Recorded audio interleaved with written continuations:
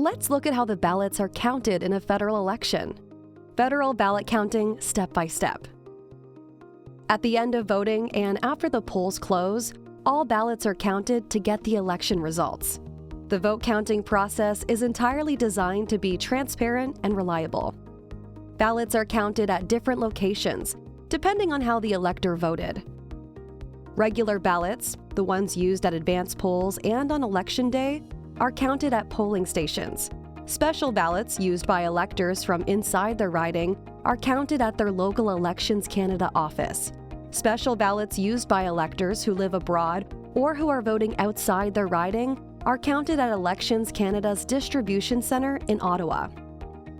Now let's take a closer look at how regular ballots are counted. Regular ballots are counted by at least 2 election workers and always in the presence of witnesses to ensure transparency. The witnesses, also called observers, are candidates, representatives, or electors who cannot be employees of Elections Canada. Employees of Elections Canada have different roles to play. Some count the ballots, record the results, and there is always a supervisor present. The supervisor makes sure that all procedures are properly followed. The recorder records the results. The counter counts the ballots. The doors of the polling place must be closed before the count begins. They will stay closed for the duration of the process. No one is allowed to enter or leave until the very last vote is counted. Steps in the vote counting process. Reliability checks are done before the votes can be counted.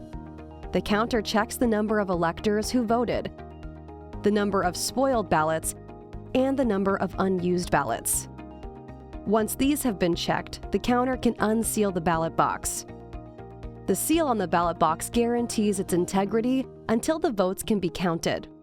No one but the counter is allowed to touch or count the ballots. The counter takes the ballots out of the ballot box one by one, unfolds each ballot and reads out loud which candidate got the vote, shows the ballot to everyone present, places the ballot on the candidate's ballot pile. Then, the recorder puts a mark on the tally sheet next to the name of the candidate who got the vote for that ballot. Ballots are rejected if they are not marked or if the mark does not make the elector's intention clear. The recorder records all rejected ballots on the tally sheet. All these steps must be repeated for each ballot. The counter shows the empty box to everyone present at the counting of the votes to confirm that no ballots have been missed.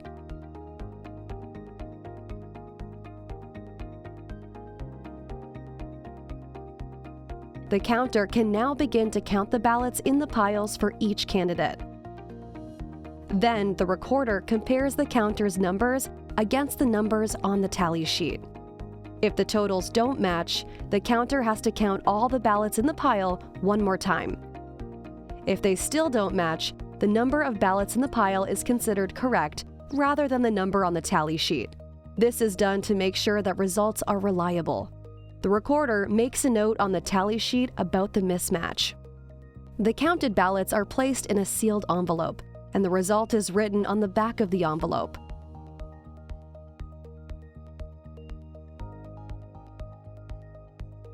The envelope is securely stored for later reference as needed. The last step is to record and announce the results for the polling station.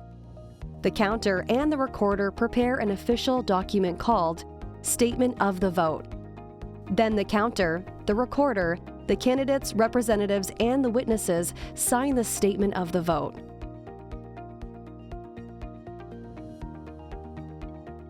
Next, the supervisor informs the returning officer and the riding's Elections Canada office of the results and the number of rejected ballots.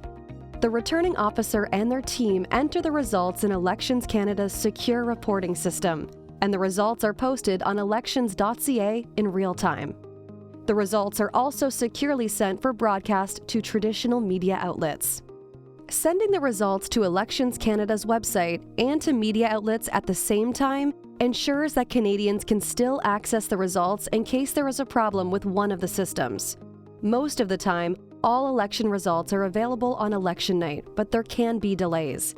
Election workers work hard to deliver election results as soon as possible, but they always put accuracy and integrity before speed. The steps in the vote counting process are entered into an events log to ensure transparency. The events log is an official document that is securely stored, along with the ballots and the other electoral materials, for at least 10 years.